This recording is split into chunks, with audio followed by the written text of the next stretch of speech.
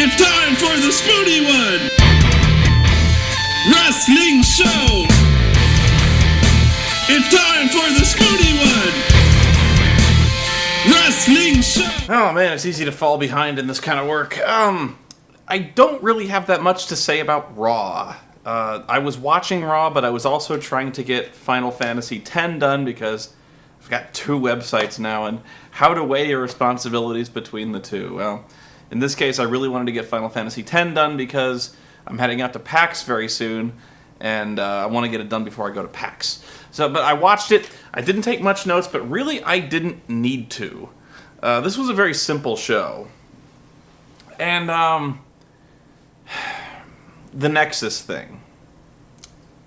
I'll try to explain in general what happened on Raw. At SummerSlam, the Nexus lost their match because, as we all know, John Cena is the last son of Krypton, and even a DDT on a concrete floor will not beat that man. Nexus desperately needed a win. They need all the wins they can get to make themselves look like a credible threat. Because the main problem with the Nexus is that nobody takes them seriously, and nobody should. The main reason for that being is these guys are basically the guys who were voted off NXT. And if you ever saw NXT, those guys were immediately exposed as being not very good workers, not very good talkers, and not very good stars in general. You know, these guys really didn't belong in the spotlight. And so they needed from the beginning to look like a dominant force, something that was threatening, because they were trying really hard going up to SummerSlam to sell these guys as some kind, basically they even called them the most dominant group in wrestling history. I remember I think it was Grisham. That wasn't Grisham. It was Josh Matthews said that, and They really wanted it to sound like there was something at stake when it came to SummerSlam. Like, if we lose at SummerSlam, Nexus is just going to run rampant over this business. Like, we are going to lose everything. And they were throwing every hyperbole they could, trying to say, if we lose now, if we don't hold the line here, Nexus will just continue to dominate for all time. You know, and if it sounds like it's really silly, it's because it was silly. And so the problem is, to tell an interesting story, Nexus really, really needed to win that match. Shenanigans, cheating, I don't care, but they really needed to look like they could hurt these guys, that they were on equal footing with the rest of the WWE superstars. And that's vital, and it destroyed the Nexus at SummerSlam when it turns out that they needed help to eliminate pretty much everybody. You know, they couldn't eliminate Daniel Bryan without The Miz's help. And even when they had John Cena beaten up by Edge and Jericho, they had Cena beaten up in a 2-on-1 advantage. And not only did John Cena beat them in a fair 2-on-1 fight, he crushed them. Instantly, like they were bugs. I think it was Justin Gabriel missed his 450 splash, immediate pinfall. And then Wade Barrett didn't last 5 seconds in the ring with John Cena. Wade Barrett charged him, gets locked in the STFU, stretched him, and taps out. Like that, it was immediately over. So not only did Nexus look like they weren't equals to, it didn't look like it was a competitive match. It basically looked like they were cheaters, and then in a fair fight, John Cena would just annihilate them completely. Pardon me. So it was absolutely vital in this case, in Raw, that they get some of that back. And so the story was, John Cena comes out, Nexus comes out and says, whatever doesn't kill you makes you stronger, and we lost at SummerSlam, but we took them to the limit. We beat 6 of the 7. We went toe-to-toe, and it was just luck that they edged it out. And tonight, we're going to learn from our mistakes. We're going to be more dominant than ever. John Cena comes out and proceeds to ridicule each and every one of them in turn.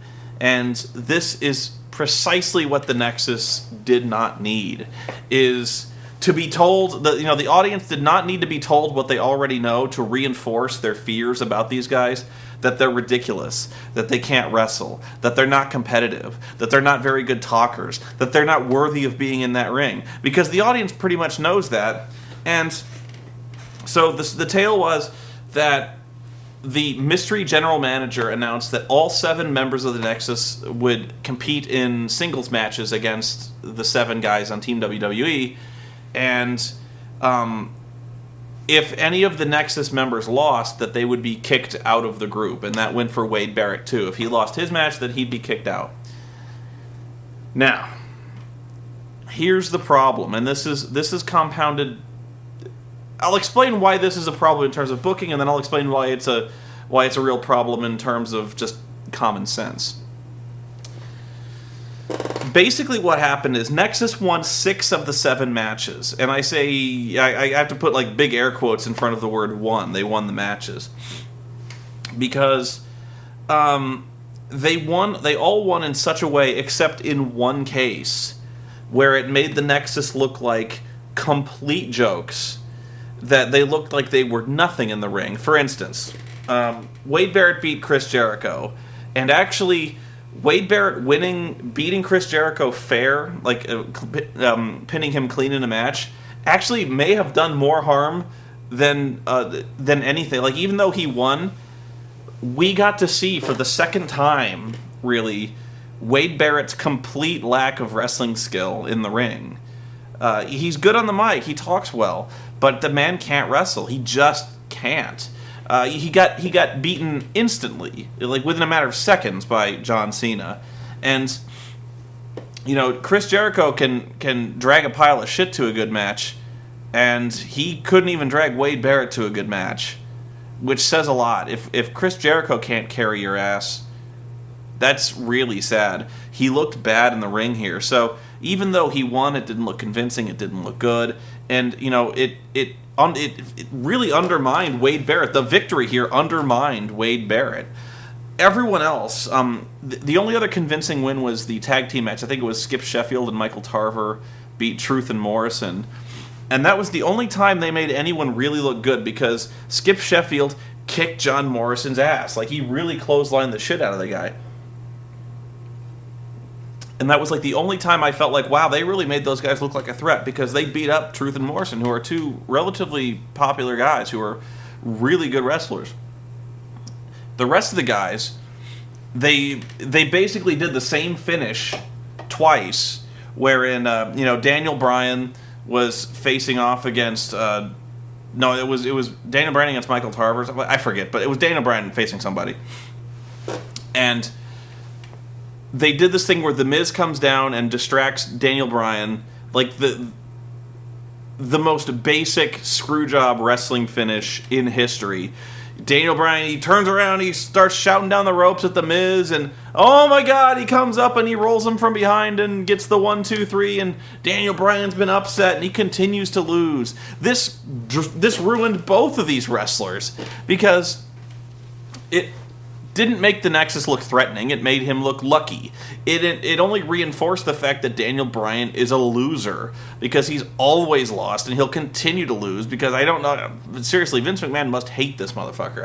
I don't know. But, when are they going to throw this guy a fucking win at some point? I know he looked good at SummerSlam, but it was like, I couldn't believe what they're doing to this guy. I can't believe what they're doing to Daniel Bryan. And they did basically the exact same thing later on. They did a count-out finish. I remember this one. It was Randy Orton versus Justin Gabriel. Yeah. And it was like Justin Gabriel. It was going to be Justin Gabriel versus Bret Hart. And the mystery GM said, I don't want to see Bret. I don't like Bret Hart. I never have, and I never will. And I never want to see Bret Hart wrestle again on TV. So instead of Bret Hart, you're going to face Randy Orton. So Randy Orton comes out, completely decimates. I doubt Justin Gabriel got a single move of offense in. Treated this guy like he was completely worthless, like he was a complete joke.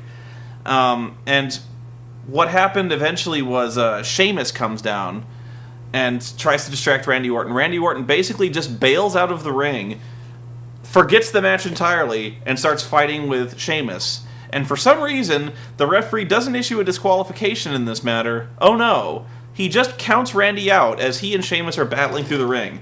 And so, it's, like, technically Justin Gabriel won by countout, but how bad does that make Gabriel? Like, the entire match he lost in humiliating fashion, like, just getting completely dominated at every turn. And then, the only reason he lost is because Randy Orton decided that this match was no longer worth fighting and completely ignored him. He wins. There was another match with Edge where it was Heath Slater versus Edge, and they were outside in the ring, and Heath Slater's up against the steps. Edge is going to spear him into the steel steps at ringside. The ref is counting the whole time, by the way, doing the count-out thing. They're doing another count-out finish. Edge runs. Justin Gabriel gets up, sees the spear coming, jumps in the ring, and ducks the count-out. So Edge gets counted out because Edge is a fucking idiot. And, you can't even say that Justin Gabriel or that Heath Slater was smart. Like, you can't say, Heath Slater saw the count coming, outsmarted Edge, and jumped back in the ring to avoid the countout. Like, you can't even give Heath Slater that much credit. Like, he's smart, and so therefore threatening. No, even the announcers pretty much threw this guy under the bus. The announcers were like, I don't know if he knew there was a countout coming. He just saw the spear and wanted to get out of the way of it. So he got lucky and got a countout, and that's how he won the match. And then, of course, Edge just got pissed off and speared him in the ring anyway. So not only is he worthless, he's lucky, and he got beaten up by a complete fucking retard who got counted out because he's stupid. The entire fucking show was like that, where, the Nexus guys were winning, but they were winning by, count out, they were winning by disqualification, they were just winning by everything except legitimate submission or pinfall. It was pathetic. And so, that's why, from a booking standpoint, this was a complete failure, because these guys have to look threatening. They look like they have to have at least some kind of chance against the WWE guys. And nobody believes that. Nobody really thinks these guys are contenders in any way. Because John Cena basically John Cena could have taken them 7-on-1. This is not some kind of...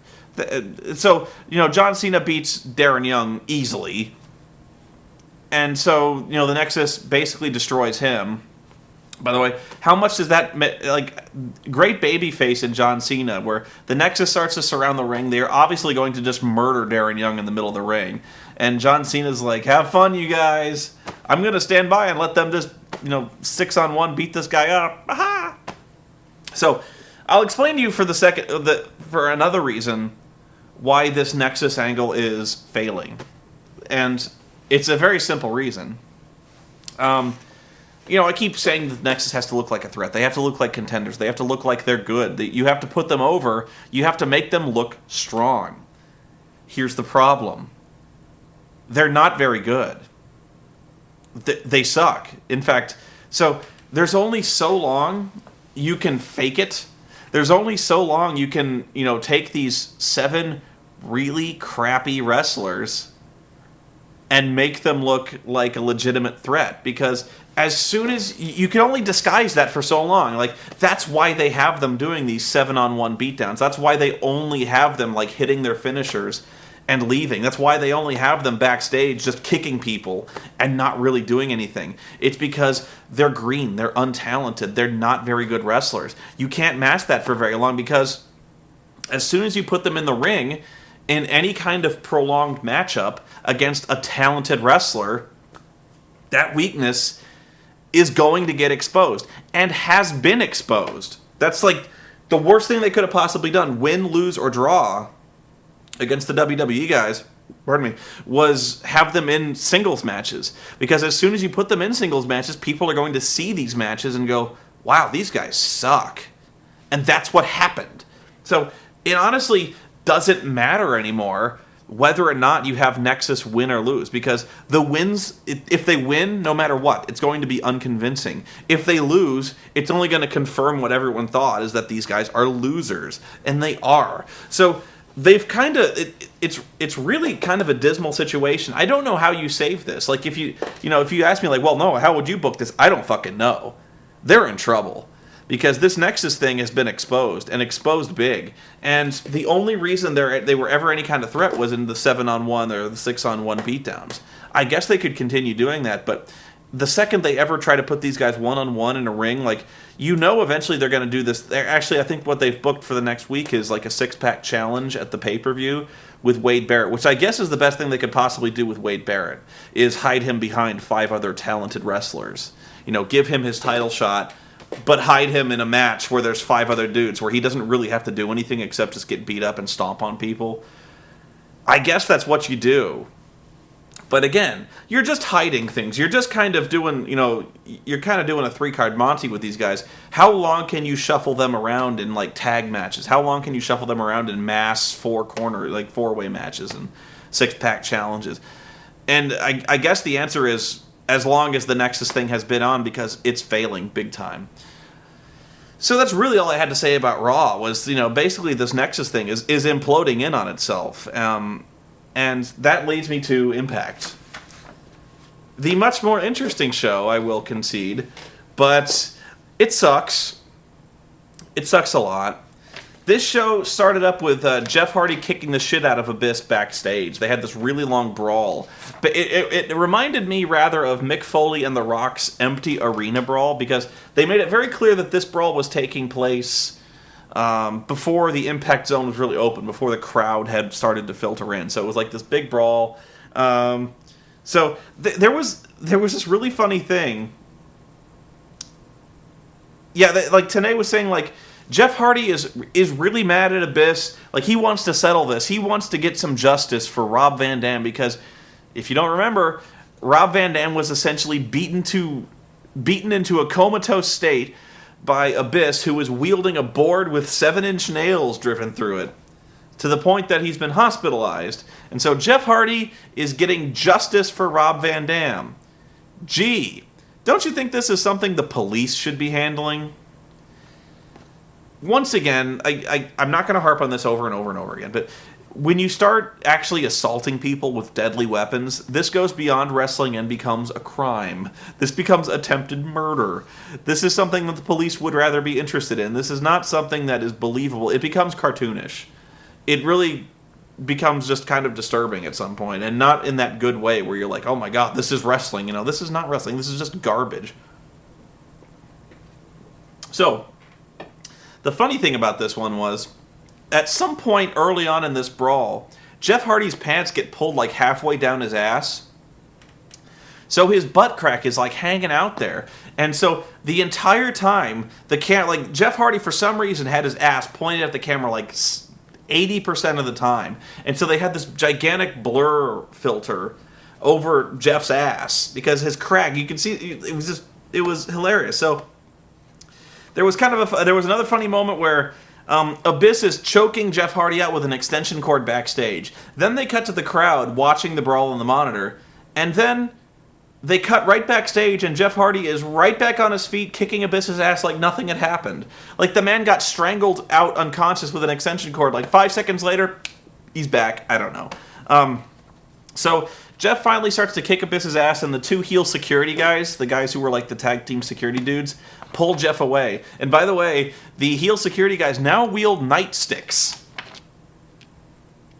I don't get the heel security wrestlers, I honestly. And so the show finally kicks off, and Eric Bischoff comes out, and he's very serious. He says, like, in all his 20 years of being in the wrestling business, he's never seen an attack this atrocious. He's never seen violence like this, although, I think he was around when somebody hit Hogan with the Hummer.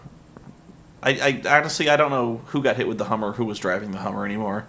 I think it was Sting, or fake Sting, I don't know. I just love referencing the Hummer whenever I can.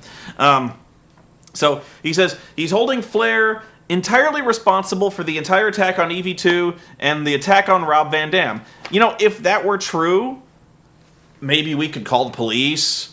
Maybe we could, I don't know, suspend Fortune, suspend Ric Flair, or fire him, or something?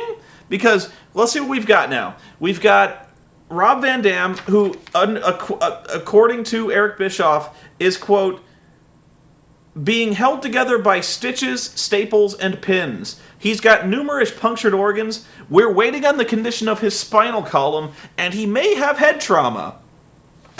We've got EV2 that has been beaten so badly, they've, like, every one of them looks like Wile E. Coyote after he's been dropped off a cliff, and he's got, like, the big exaggerated head bandages, and their arms are in slings, and they got the black eyes, and their lips are bleeding, and they got the huge scars on their head. You know, these guys were getting gouged with shards of broken glass. But we're holding Ric Flair entirely responsible by not punishing him in any way!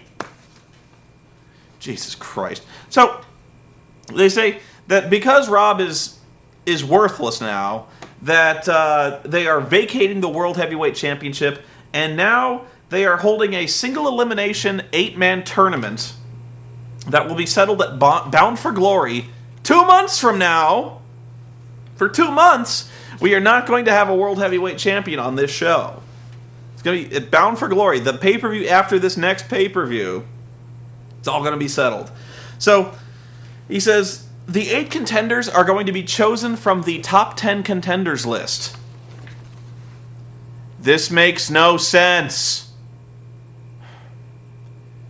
Isn't the reason we have a ranked list of 10 contenders specifically so we don't need to have a tournament to determine who the champion should be? Shouldn't we go to the number 1 and number 2 contenders for the vacated championship and declare an interim championship between the top 2 contenders who have been explicitly chosen by some kind of method to avoid a random tournament draw? You've completely invalidated your top 10 contender system because you've bypassed it for a tournament system. You've got brackets now. Why are you bothering to count? I don't know. None of this makes any sense. And you've got several guys who are in the tournament who are not ranked. They're not in the rankings. Douglas Williams, the X Division champion, is not ranked. You've chosen 8 guys for your championship tournament from the contenders list, and one of them at least is not in the contenders list.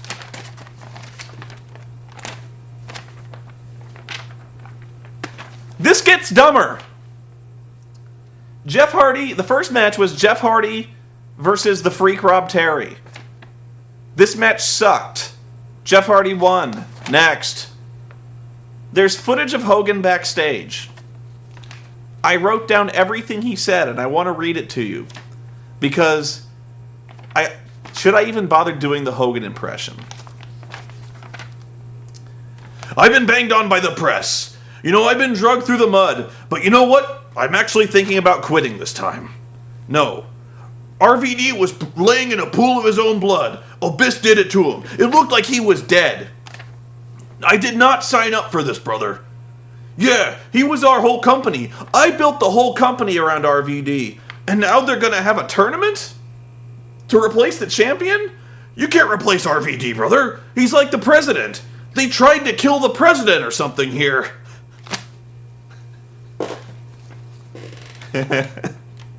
Abyss did this. This is part of their plan, whoever they are. I'm thinking about just quitting. I'm done. I don't think I can take this anymore.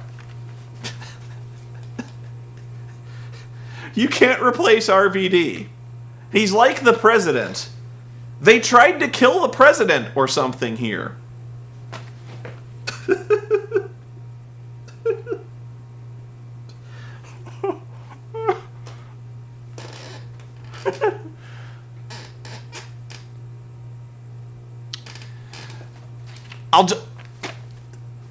We have now likened. We've likened the assault on Rob Van Dam, a wrestling angle. We are equating this now, Hulk Hogan. Hulk Hogan is equating the attack on Rob Van Dam with an assassination attempt on Barack Obama.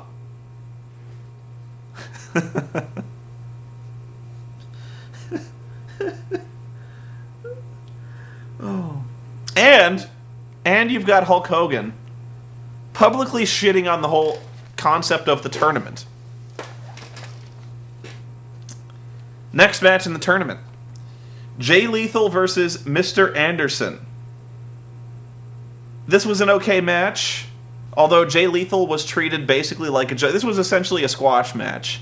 Anderson essentially kicked his ass the entire time, which I don't like, because one, I don't like Mr. Anderson, and two, I really like Jay Lethal, but I don't know why, but the crowd loves Mr. Anderson. The Impact Zone loves this guy. Loves him. And so, the only note I wrote for this match is, there's something to be said about an audience that will gladly chant, "We are assholes." At least the TNA fans are honest about it. Anderson wins clean. Madison Rayne has cashed in her rematch clause.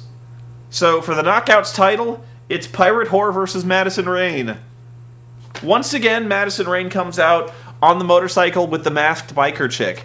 I simply have to ask. They have finally decided that it is in fact a woman.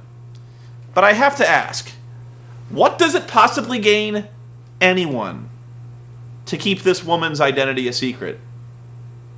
Okay, I'm not being fun. I'm seriously asking you. This biker chick's, her bodyguard's identity is secret. She wears a motorcycle helmet all the fucking time. And what advantage does this gain Madison Rayne? I seriously. I could spend all night thinking about this. Like, what potential edge does it grant? Like, oh no, there's a woman coming and I don't know who it is. So, this match sucked. Velvet Sky comes out with Angelina as Angelina's backup because the beautiful people, there's a schism now in the beautiful people. I couldn't care less. I wrote, Earl Hebner really had to work his ass off to look distracted and not look at the blatant and continuous interference that was going on by the biker chick and Velvet Sky the entire time. So, like, Earl Hebner was looking at everything. He was like, oh, my shoe's untied. Hey, oh, what? There's a person in the audience who's, like, causing a disturbance. What? Oh, pinfall. 1, 2, 3. I'm a good ref. You know, like, shit. Flair and Fortune hit the ring. Flair does one of his usual crazy promos. He says, EV2 is a circus that dares to call itself wrestling. They don't belong here. The marquee outside says wrestling. And until one of them can survive a plane crash and walk away. Oh my God. I got reaction on in the background. And Bubba, these guys get busted open so bad. Bubba Ray Dudley just pouring blood all over. It's disgusting. Okay, so Ric Flair says, until one of them can survive a fucking plane crash and walk away from it, he doesn't want to hear shit about hardcore. And I was like, that's awesome, Rick. That's cool. I really like it. Ric Flair continues to be the most awesome thing on this show, like, bar none. Like, constantly. Always so good about this show. Honestly, it's almost worth putting up with all this crap just to see Ric Flair go ape shit. Then this immediately just shoots down the toilet, this whole thing, because Dixie Carter comes out. Dixie Carter has to verbally debate Ric Flair. She says, oh, I'm sorry, no, I have to go back a little bit. AJ takes the mic and says that this is the house that AJ built. I built this company, I made it what it is. So Dixie comes out and says, AJ may have built this house, but Dixie owns it. Whatever. And so she brings out the ECW guys and says, you know, Hardcore Justice was going to be the last you were ever going to see them. But now that Fortune has gone crazy and started kicking the shit out of people, well, now the ECW guys have contracts. And so, you know, all these beat-up motherfuckers, they come out and they got contracts. And Rick says, there's nothing on my contract says I have to take crap from a woman. Rick is awesome. And so Tommy says that they promised Dixie that they would behave themselves or they'd come right down to the middle of the ring and kick all their asses.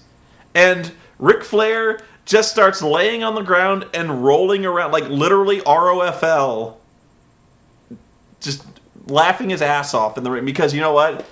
It really is that seriously is like the stupidest, most empty threat that these washed up like 40-year-olds have ever issued a group of guys in the middle of that ring. Like, yeah, we totally come down and kick these guys half our age's ass. I'm so sure they're scared. Mick Foley takes the stick and he starts babbling something about some drunken phone call that Ric Flair made to him a few years ago when he got fired from the WWE and like he didn't know what to do and he was crying and like I don't know what the fuck they were talking about. And so Mick says he regrets ever bringing Rick into the company. I wrote, I didn't think ECW could get any sadder than when they were being managed by Stephanie McMahon. I really should learn to keep my fucking mouth shut. Because now they're being managed by Dixie Carter. Next match in the tournament. Kurt Angle versus Douglas Williams, the X Division champion. The unranked X Division champion. Against Kurt Angle.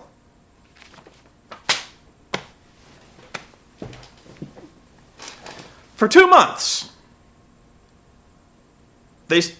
About two and a half months ago, they started this ranking system. The top 10 ranking system. Of all the contenders in order of their dominance and win-loss record and coolness in the company as to avoid confusion. To avoid confusion over who the next contender for the World Heavyweight Championship should be. Now there's a lot of confusion, which is why we're holding this tournament. But Kurt Angle was ranked number 2. Kurt Angle gave up his number 2 contendership rank because he wanted to fight every single guy in the top 10 ranking system to prove that he was the greatest wrestler in the world and that he could beat everyone in order to win the World Heavyweight Championship. He beat 6 guys. Over the course of 2 months, he beat every guy in order until now. They have now completely discarded the storyline, the great storyline, the only worthwhile thing to come out of the ranking system, by the way.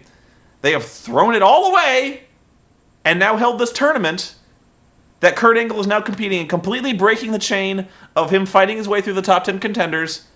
It's now all part of a tournament. And now, if Kurt Angle loses the tournament, he will retire.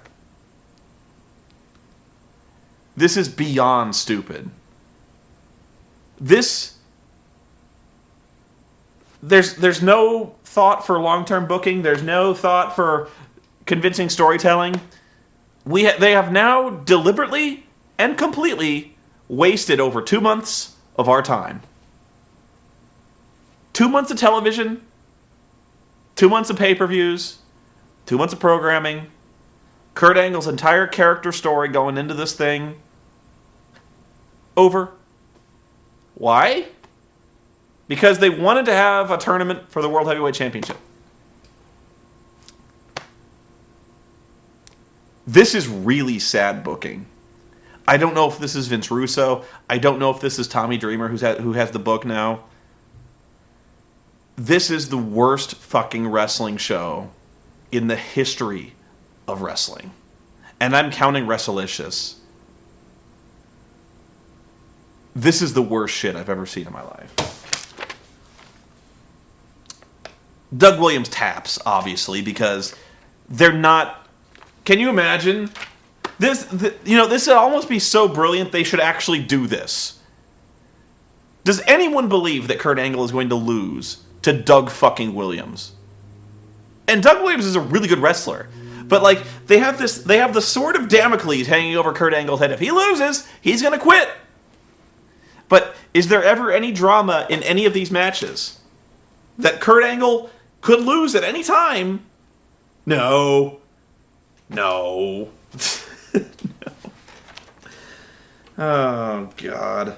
Sting and Nash come to the ring. Oh, good. Good. I was missing this. I was missing Sting and Nash coming to the ring and bitching at Jeff Jarrett about shadow politics in wrestling for like 20 minutes at a time. Never having any fucking clue what these guys are talking about. About how like Kevin Nash is a cancer and how he ruined WCW and how Sting is just in it for himself. And these guys just repeat themselves over and over over again.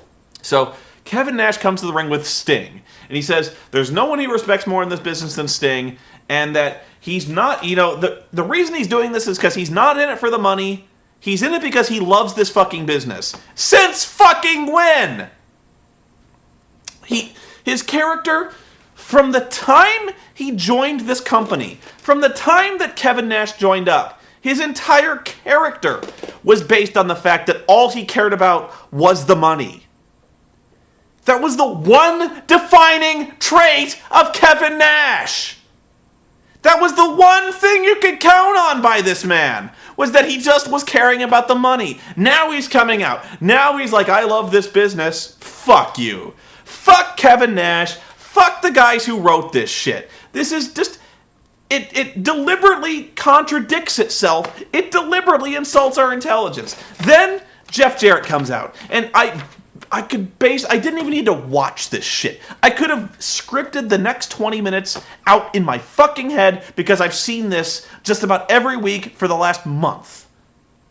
Jeff Jarrett says, yeah, there is a cancer in this business, but it's not backstage. It's you. And Kevin Nash is like, oh yeah, well you've been just in it for yourself in the beginning. And like Jeff Jarrett's like, you have. And Sting, you got so many skeletons in your closet from the NWO days. I could talk about WCW, but I'm not going to. And Sting is like, I got a bat. And then so Jeff Jarrett's like, I'm gonna pick up a chair and come to this ring and beat you up. And then Hogan says, you're not gonna do it alone, brother.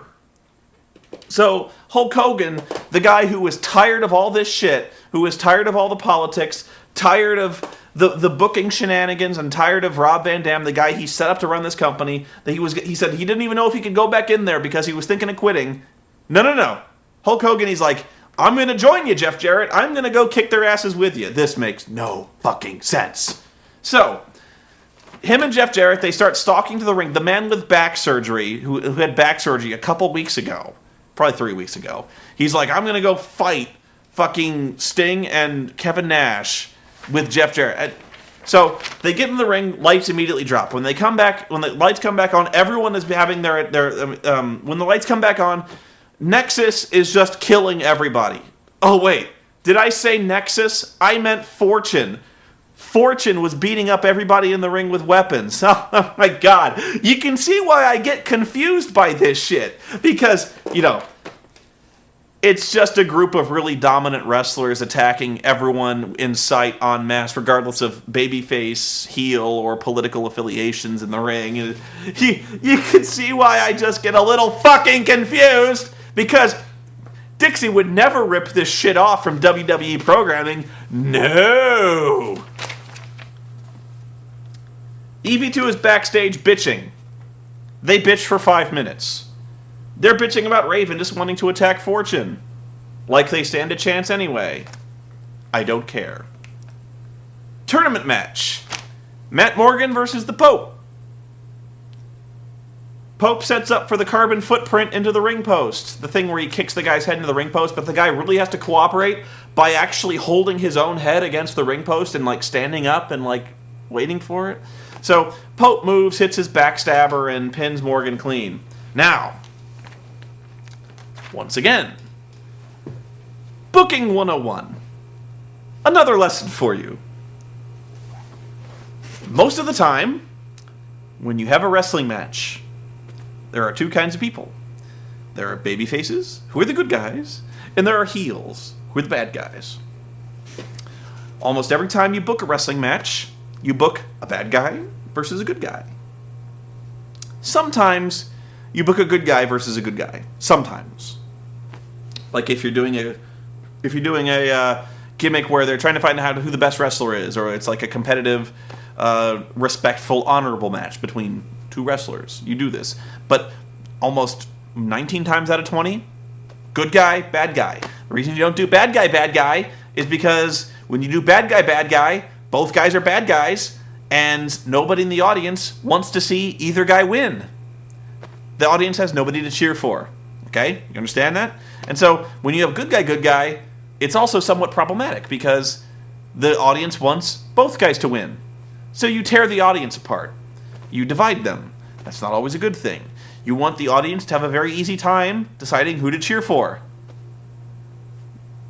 This is very simple. Now, the Pope has now beaten Matt Morgan. These are the 4 wrestlers who are now contenders in the semifinals for the World Heavyweight Championship. Mr. Anderson, Kurt Angle, Jeff Hardy, and the Pope. Good guy, good guy, good guy, good guy. Are you seeing a problem here? I do. I'm seeing a big problem. Because now you've got 4 good guys in your tournament that the audience all wants to win. If you don't see a problem with this, it's because you haven't watched a lot of wrestling. This is very simple booking psychology. You are supposed to have good guys and bad guys fighting each other. And unless you're having someone turn heel, and I really don't think that TNA is smart enough to do that, we are going to have a supremely boring waste of time on our hands for the next 2 pay-per-views. Besides that, Kurt Angle's winning. Because if he loses, he's going to retire. And once again, TNA ain't that stupid. They're pretty stupid. But they know they're not going to throw Kurt Angle away. AJ Styles versus Tommy Dreamer. Yes, I'm serious. This is the main event of Impact. AJ and Tommy. Once again, this is not for the TV title that AJ has. The TV title that AJ promised to defend every week with honor and distinction. He has now failed to defend it for 3 straight weeks. Taz says, if you look up Battle Tested in the dictionary, you'll see Tommy's face. I'm pretty sure if you looked up Battle Tested in the dictionary, you won't find anything. Or at least you'll find the word battle, because Battle Tested is 2 hyphenated words, and is probably not in the dictionary. I obsess over these things way too much. Tommy has it won, but Fortune appears on the ramp, so when Fortune appears, EV2 attacks. After they promised Dixie they wouldn't attack. I don't care anymore. Abyss comes out from under the ring. Since when was he there? He beats up Tommy, AJ wins. Yawn! This show sucks. This show sucks so bad. I tried watching Reaction, and about a quarter of Reaction was Jeff Hardy attacking Abyss backstage again. Jeff Hardy kicks Abyss's ass again, climbs up on a structure, and is going to swanton him through a table, but the heel security guards stop him again, so nothing really gets resolved.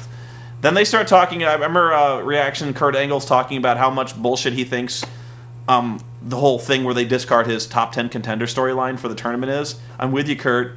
It's really fucking dumb. But yeah, it's over. Tomorrow I'm going to record Final Fantasy X, so the work goes on. But until next time, my friends, Impact continues to suck. And for as long as it does, I'll be here to tell you in how many ways. Oh, Impact, how do you suck? Let me count the ways.